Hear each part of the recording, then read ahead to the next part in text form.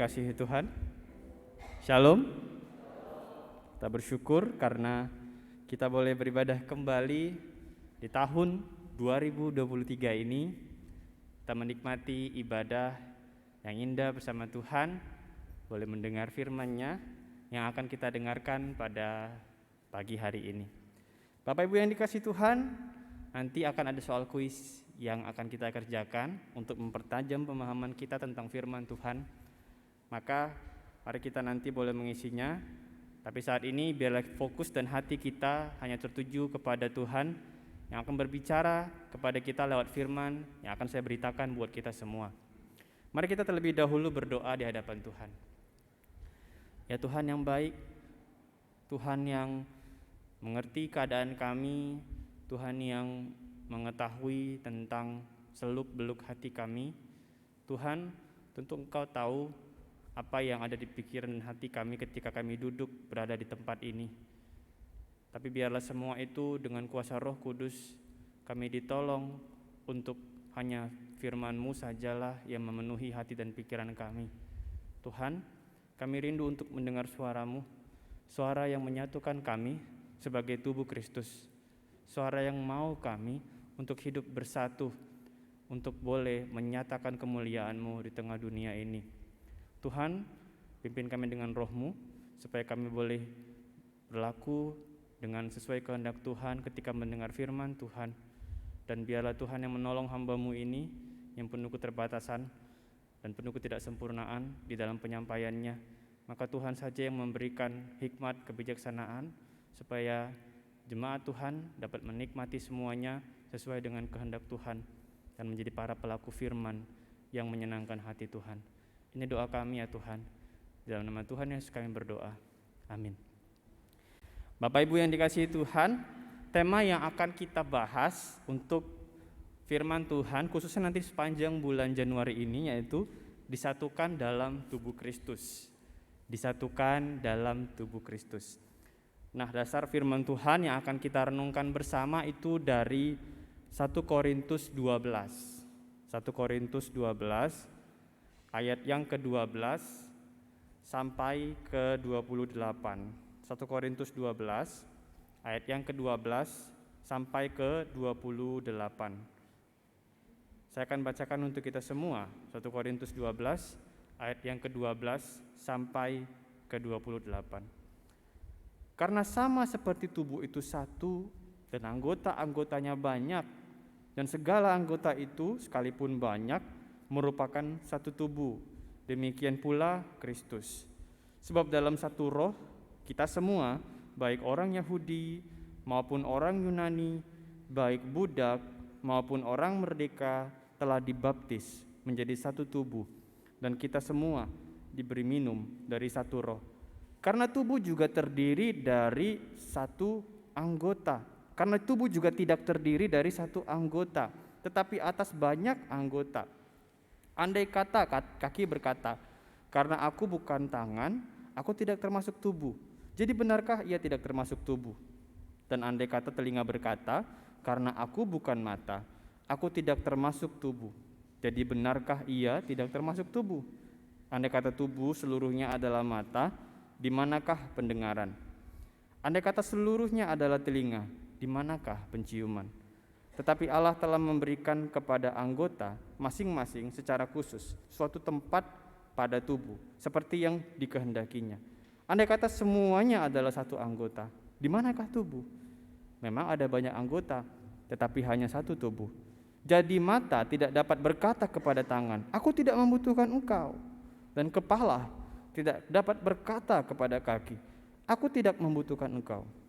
Malahan justru anggota-anggota tubuh yang nampak paling lemah, yang paling dibutuhkan. Dan kepada anggota-anggota tubuh yang menurut pemandangan kita kurang terhormat, kita berikan penghormatan khusus. Dan terhadap anggota-anggota kita yang tidak elok, kita berikan perhatian khusus. Hal itu tidak dibutuhkan oleh anggota-anggota kita yang elok.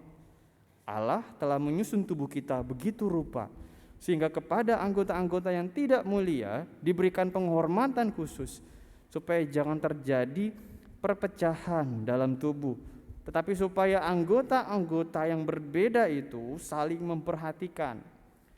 Karena itu jika satu anggota menderita, semua anggota turut menderita.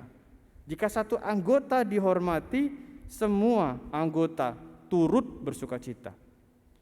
Kamu semua adalah tubuh Kristus, dan kamu masing-masing adalah anggotanya.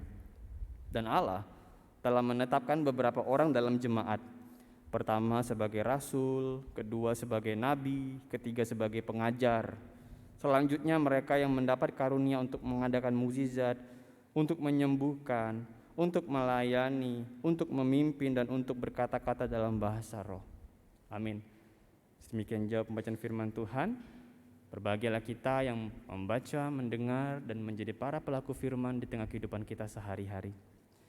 Bapak Ibu yang dikasihi Tuhan, kalau kita mendengar tema soal kesatuan, tentu ini bukanlah sesuatu yang cuma ingin dicapai oleh gereja saja, bukan.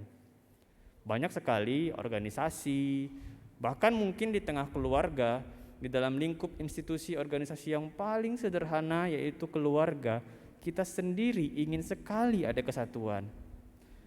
Nah, Bapak Ibu dikasihi Tuhan, apalagi dalam gereja.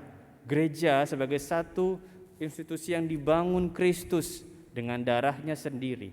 Dia mau ada kesatuan di antara kita. Dalam komunitas orang percaya yaitu gereja, Tuhan Yesus sebagai sang kepala gereja itu ingin gerejanya bersatu, Bapak Ibu. Tetapi memang gak mudah. Dan kalau kita baca di Alkitab, Tuhan Yesus gak pernah berkata bahwa bersatu itu adalah hal yang mudah. Enggak.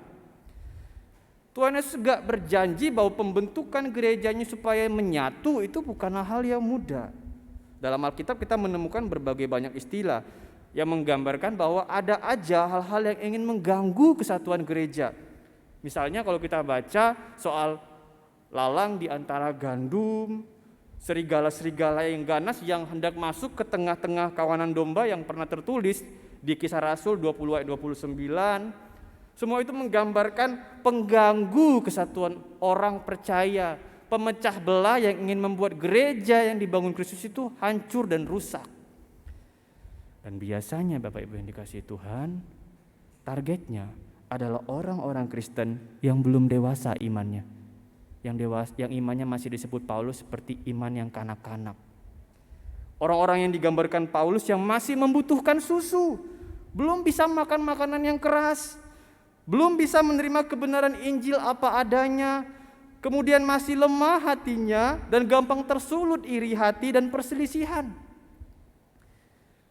Bapak Ibu Saudara sekalian, kesatuan orang percaya harus didasari kesatuan di dalam Kristus. Kesatuan yang bersifat rohani, kesatuan yang seharusnya membuat kita bersatu dengan sesama orang yang juga bersatu di dalam Kristus. Bapak Ibu, tentang hal ini sederhana sekali sebetulnya, bahwa ketika kita mengagumi seorang tokoh yang hebat, yang bersahaja, tidak heran kalau bisa nyambung ngobrol satu sama lain. Kalau yang kita kagumi satu orang yang sama, tidak heran dengan orang yang mengagumi orang yang sama itu, kita bisa nyambung satu sama lain, melakukan komunikasi. Kenapa? Karena kita punya ketertarikan yang sama. Bapak Ibu, inilah kesatuan orang percaya. Apalagi tentang Kristus yang sudah menyelamatkan kita. Masakan tidak ada satu hal pun darinya yang ingin kita bicarakan di antara sesama orang percaya ini? Hal ini menjadi pertanyaan besar Bapak Ibu. Benarkah kita sudah merasakan bahwa Dia menyelamatkan kita?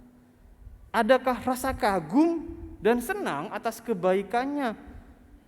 Bapak Ibu, jika semua orang Kristen rindu untuk menyatu dengan sesama orang yang sudah diselamatkan Kristus, tentu gak ada tuh persekutuan yang sepi. Ya memang membicarakan kasih Kristus itu bisa kita lakuin di mana aja. Tetapi di dalam persekutuan orang percaya, jugalah disitulah kita juga bisa harusnya dapat merasakan indahnya dan nyamannya untuk membagikan indahnya Yesus Kristus, pribadi dan karyanya, kasihnya kepada kita semua. Itu adalah forum yang begitu indah, di mana kita boleh membicarakan Kristus yang kita kagumi bareng-bareng. Bapak Ibu dikasihi Tuhan, itulah yang dialami orang-orang percaya di abad-abad yang penuh siksaan. Gereja-gereja mula-mula, khususnya kalau kita membaca konteks jemaat mula-mula, yang paling jelas waktu itu di Kisah Para Rasul, kita bisa melihat kondisinya. Walau pertemuan-pertemuan ibadah itu dianggap ilegal di tempat dan waktu yang ada saat itu, namun mereka selalu mengusahakan pertemuan ibadah. Meski apa? Meski nyawa taruhannya. Mereka berkumpul untuk memecahkan roti dan berdoa sebagai bentuk persekutuan mereka, sebagai satu kesatuan orang percaya. Ini yang menarik Bapak Ibu dari kesatuan orang Kristen. Ini yang unik dari kesatuan orang Kristen. Yaitu kesatuan orang Kristen harusnya kesatuan yang didasari perasaan dan tujuan yang sama, yaitu tertuju hanya pada Kristus Yesus. Baik itu tentang perasaan kasih kepada pribadinya maupun semangat untuk mengerjakan kehendaknya. Itulah dasar kesatuan orang percaya. Dan yang mengerjakan kesatuan yang sedemikian rupa, pada dasarnya bukanlah kita sendiri. Nah, inilah pun hal yang unik dari kesatuan orang Kristen, Bapak Ibu. Bukanlah kita sendiri yang mengerjakan kesatuan itu. Jangan Bapak Ibu berpikir kalau Bapak Ibu boleh tergabung di dalam orang Kristen itu karena kemampuan Bapak Ibu, kemauan Bapak Ibu. Tidak. Sebab tentunya Dialah yang terlebih dahulu memilih untuk mengasihi kita. Bukanlah kita yang memilih untuk mengasihi Dia. Bukan kita yang memilih untuk mengasihi Dia. Dialah yang terlebih dahulu memilih untuk mengasihi kita, sehingga kita mampu mengasihi Dia dan bersatu di dalamnya. Inilah yang sebetulnya disinggung oleh Rasul Paulus dalam ungkapannya kepada jemaat Korintus kalau kita baca di ayat 13 tadi, pasal 12 ayat 13. Dia berkata, sebab dalam satu roh kita semua, baik orang Yahudi maupun orang Yunani, baik budak maupun orang merdeka, telah dibaptis menjadi satu tubuh, dan kita semua diberi minum dari satu roh. Rasul Paulus sedang berbicara soal Kristus yang membaptis kita dengan kuasa Roh Kudus, sehingga kita bisa mengalami kelahiran baru dan mengasihi Kristus Yesus dengan sungguh-sungguh. Lewat itu kita terhitung sebagai satu kesatuan orang percaya yang Paulus gambarkan itu seperti satu tubuh. Seperti sebuah tubuh. Jadi Bapak Ibu yang dikasihi Tuhan, hanya orang-orang yang sudah mengalami kelahiran barulah yang dapat disebut tubuh Kristus. Lewat kelahiran baru kita disebut tubuh Kristus. Dan ini membutuhkan pengalaman rohani. Pengalaman rohani yang secara pribadi yang tidak perlu kita umbar-umbar, namun hanya perlu kita buktikan dengan menjadi layaknya anggota-anggota tubuh Kristus yang sejati. Nah, inilah yang perlu kita lihat bersama Bapak Ibu. Bagaimana seharusnya kita hidup sebagai satu kesatuan tubuh Kristus yang sudah disatukan Kristus. Sebagai kumpulan orang yang dipersatukan dalam tubuh Kristus, kita harus memiliki dua hal ini yang tadi kita sudah baca di dalam 1 Korintus 12 ayat 28. Paling tidak kita memiliki satu perasaan. Yang pertama kita harus melihat hal ini Bapak Ibu. Sudah seharusnya tiap anggota tubuh Kristus memiliki satu perasaan yang sama. Yaitu jika satu anggota tubuh Kristus sakit, anggota tubuh lainnya dapat merasakannya. Nah, inilah yang ditekankan oleh Rasul Paulus di perikop yang kita baca tadi. Bapak Ibu dikasihi Tuhan, kalau kita baca di konteksnya Korintus pasal 11 ayat 14, kita bisa menemukan satu permasalahan tentang pertemuan ibadah. Masalahnya waktu itu adalah tentang pertemuan ibadah. Ada orang-orang yang memiliki pengalaman rohani yang luar biasa, dan mereka berdoa dengan nyaring dengan bahasa-bahasa asing mereka. Dan ada juga orang-orang yang menyampaikan pendapat masing-masing tentang suatu firman Allah di tengah pertemuan ketika pertemuan ibadah sedang dilangsungkan. Sedangkan yang lain menyela dan memberi pendapat mereka sendiri-sendiri. Mereka berbicara di tengah pertemuan ibadah dengan tidak sopan. Mereka banyak mempermasalahkan status orang Kristen, Yahudi, dan Yunani di dalam pendapat-pendapat mereka saat pertemuan ibadah itu. Kita bisa membayangkan kondisinya Bapak Ibu. Sudah jelas, pertemuan itu gak lagi teratur, gak lagi kondusif. Mereka memperdebatkan siapa yang lebih hebat berdasarkan golongan dan karunia rohani serta pengalaman rohani yang mereka alami. Tidak ada perasaan kasih di antara mereka. Perasaan yang terpenuhi dalam hati mereka hanyalah iri hati satu sama lain. Maka terciptalah kekacauan dan Rasul Paulus tidak mau tinggal diam. Dia bertindak ketika mengetahui kondisi tersebut, dan oleh sebab itu dalam suratnya kepada jemaat Korintus dia menyelipkan perikop ini perihal pertemuan ibadah bagi jemaat Korintus itu. Pertemuan ibadah adalah saat ketika orang percaya dapat merasakan roh Allah bekerja di tengah komunitas. Kemudian membiarkan roh Allah bekerja di dalam dan melalui semua orang lewat setiap karunia masing-masing.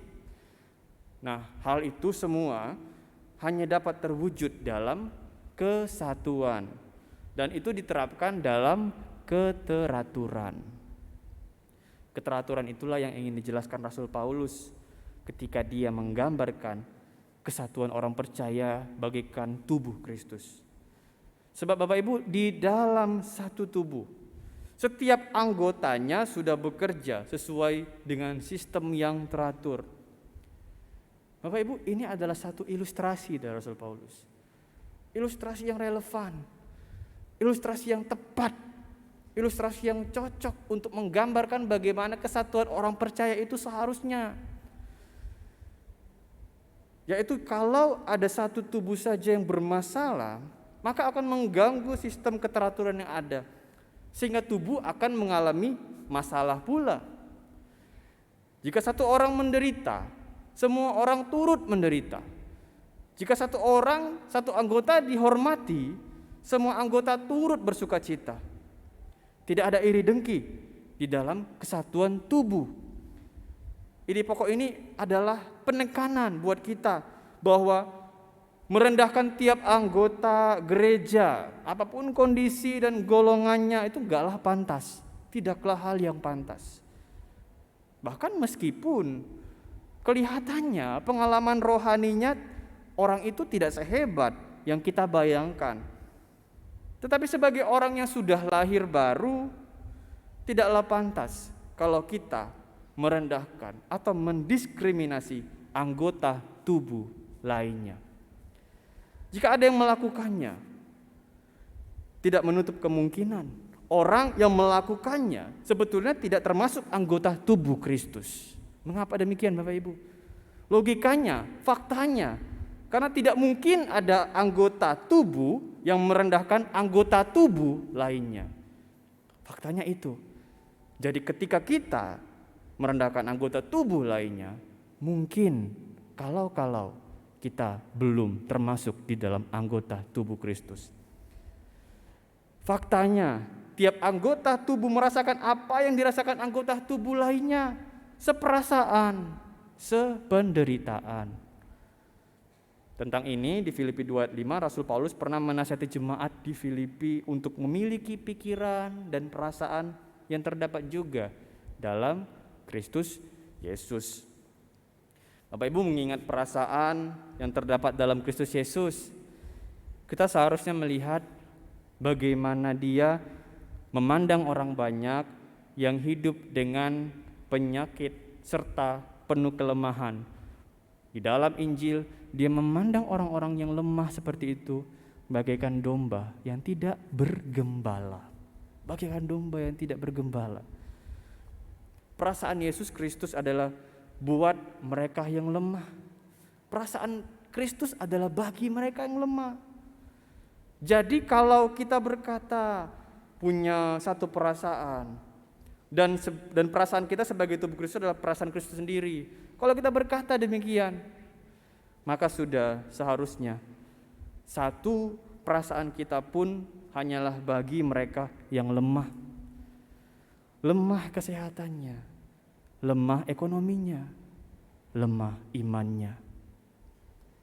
Dan tiap anggota yang menunjukkan kelemahannya, itulah yang menjadi fokus kita, pandangan kita. Kalau kita punya perasaan yang juga terdapat di dalam Kristus Yesus, satu perasaan di dalam Dia, sudah seharusnya kita menaruh perhatian terhadap semua itu. Akan tetapi inilah masalahnya Bapak Ibu. Sama seperti jemaat di Korintus. Kadangkala kita di masa kini pun seringkali menganggap diri kita itu jauh lebih penting dibanding orang lain. Sehingga kita ingin menonjolkan diri dengan segala kelemahan kita. Kadang-kadang menonjolkan diri bukan hanya dengan segala kehebatan, tapi ada juga yang menonjolkan diri dengan segala kelemahannya. Kita ingin orang lain mengerti kelemahan kita aja dan menganggap diri paling membutuhkan topangan dari sesama orang percaya lainnya, sehingga tidak mau lagi memerhatikan orang-orang yang sebetulnya membutuhkan topangan kita dalam kelemahannya masing-masing. Namun seperti yang dijelaskan Rasul Paulus, anggota tubuh Kristus harusnya tidak berfokus memperhatikan dirinya sendiri.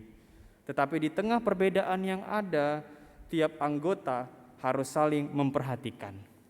Karena merasakan apa yang anggota tubuh lainnya rasakan, itu adalah satu dasar, satu hal, fakta yang harusnya terjadi di dalam satu tubuh. Itulah yang namanya dipersatukan dalam tubuh Kristus. Bapak Ibu yang dikasihi Tuhan, saat saya masih kuliah, saya menghadapi tugas akhir yang sangat sulit. Kita tahu bagaimana mungkin beberapa anak muda yang hari ini sedang mengalaminya. Tugas akhir yang sangat sulit yang saya harus selesaikan, tanggung jawab akademis yang sulit untuk saya selesaikan. Salah satu penyebabnya adalah akibat waktu itu kondisi kesehatan saya yang memburuk terkait dengan sakit di layar saya oleh karena saraf kejepit. Hari-hari begitu menakutkan untuk dilewati. Tiap kali mau mengerjakan, saya harus bergumul dengan sakit penyakit dan berpacu dengan waktu juga karena harus ada deadline yang harus dikejar waktu itu.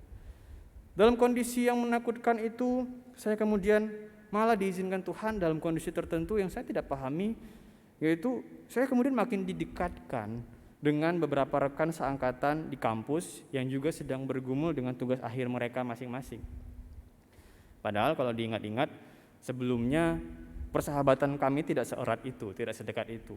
Tetapi beberapa kondisi yang menyulitkan itu menggerakkan kami untuk mau berkomunikasi satu sama lain, dan lewat itu kami malah menemukan adanya keunggulan masing-masing, keunggulan satu sama lain. Ada yang punya banyak akses untuk buku-buku yang sulit ditemukan di perpustakaan. Ada juga yang bisa menerjemahkan maksud dosen itu dengan jauh lebih baik. Tetapi dia punya kesulitan untuk mencari data. Ada yang baik dalam hal karya tulis, tetapi kesulitan untuk memahami maksud apa yang dosen pembimbingnya nyatakan. Nah, maka atas perasaan yang sama-sama ketakutan gitu ya. Perasaan yang ingin bebas dari beban tanggung jawab akademis, maka kami pun makin dekat dan justru lebih dekat dari sekedar waktu mengerjakan tugas akhir. Makin dekat. Saya ingat ada teman yang kemudian menceritakan betapa beratnya bebannya di tengah keluarga yang dia hadapi. Gak menyangka karena tugas akhirnya boleh sharing soal keluarga yang teman-teman lain belum tahu masalahnya. Ada juga yang merasa berat bebannya itu di tengah lingkungan. Dia sering kali merasakan diskriminasi terhadap dia, memarginalkan dia, meminggirkan dia. Dan dalam kondisi demikian, kami memang gak bisa melakukan apa yang jauh lebih banyak untuk menyelesaikan masalah itu. Tapi kami bisa merasakan betapa beratnya hal itu buat satu sama lain. Walau tidak banyak yang bisa dilakukan untuk menyelesaikan masalahnya, tetapi selalu ada hal yang bisa dilakukan untuk meredam rasa sakit akibat beban yang sedang dihadapi. Ada perasaan yang sama, yaitu perasaan yang saling membutuhkan satu sama lain. Perasaan saling menghargai pergumulan satu sama lain. Enggak meninggikan masalahku lebih besar dari masalahmu, enggak. Tapi perasaan untuk bersimpati atas apa yang satu sama lain sedang alami. Bapak Ibu Saudara yang terkasih, gereja merupakan sebuah keutuhan tubuh Kristus. Orang yang tidak dapat mementingkan anggota lainnya dapat dikatakan sebagai orang yang perlu lagi mendalami makna kesatuan gereja yang sesungguhnya, yaitu kesatuan layaknya suatu tubuh yang hidup dan punya perasaan. Bukankah satu tubuh itu punya perasaan? Ada rasa sakit, ada rasa emosi dalam satu tubuh. Bukankah hal itu adalah satu tubuh? Dan itulah kesatuan tubuh Kristus, saling berperasaan dan saling mengerti satu sama lain. Itulah yang menyatukan kita pula, Bapak Ibu. Dan yang kedua, sebagai tubuh Kristus, sebagai tubuh yang punya perasaan dan hidup, kita juga sudah seharusnya memiliki satu tujuan yang sama. Tujuan yang sama, yaitu tujuan untuk memuliakan Yesus Kristus sebagai Sang Kepala. Dan untuk mencapai tujuan ini, kita membutuhkan yang namanya kasih. Sebab seperti yang tertulis di 1 Korintus 13 ayat 4, bahwa hanya oleh kasih, maka dengan kelemah lembutan, kemurah hatian, dan ketidakcemburuan, kita dapat menuju tujuan dari kesatuan kita, yaitu memuliakan Yesus Kristus. Kalaupun kita punya tujuan yang sama, tapi kalau kita menjalankannya dengan tidak punya kasih, yang ada kita akan lebih memilih untuk jalan masing-masing. Yang ada jadinya susah untuk mencapai tujuan itu karena semuanya masing-masing. Tapi dengan kasih kita bisa menjalani semuanya bersama-sama karena ada kelemah lembutan di situ, kemurah hatian di situ, dan ketidakcemburuan untuk menuju tujuan dari kesatuan kita. Bapak Ibu, kondisi jemaat Korintus waktu itu terlihat seperti demikian. Mereka hidup, mereka beribadah dalam pertemuan ibadah itu dan menjalankan itu seperti kemauan mereka sendiri-sendiri. Beberapa orang kelihatannya menjadi pengacau di tengah jemaat. Mereka berpikir bahwa ibadah adalah untuk memiliki dan menerapkan pengalaman rohani yang hebat. Lihatlah Bapak Ibu, tujuan mereka pun waktu itu adalah memiliki pengalaman rohani yang hebat. Beberapa di antara mereka, yang mana adalah untuk dipuji bagi dirinya sendiri, yaitu supaya dipandang baik, dikenal hebat oleh jemaat lainnya. Dan Rasul Paulus dalam beberapa pokok pikiran berulang kali menekankan bahwa tentang hal pengalaman rohani, kalau kita ingat, Rasul Paulus itu jauh lebih hebat. Dia bisa melakukan bahasa roh dan karunia-Nya sebagai rasul itu jauh lebih hebat, mukjizat dan sebagainya. Tetapi gak ada gunanya buat dia kalau tubuh Kristus tidak dibangun lewat semua itu. Kita bisa lihat orientasinya Bapak Ibu. Jemaat yang waktu itu belum mengenal kesatuan tubuh Kristus berpikir bahwa tujuan mereka dalam pertemuan ibadah di dalam gereja adalah supaya memiliki pengalaman rohani, dianggap hebat. Tapi Rasul Paulus yang memahami kesatuan tubuh Kristus, dia tahu bahwa kehebatan dirinya bukan untuk dirinya sendiri, bukan untuk pengalaman rohaninya sendiri, tetapi untuk membangun tubuh Kristus. Supaya apa? Supaya tubuh Kristus bertumbuh, makin kuat, makin dewasa untuk kemuliaan Yesus Kristus. Oleh sebab itu, keteraturan dalam beribadah layaknya satu tubuh itu harus dijalankan dengan satu tujuan.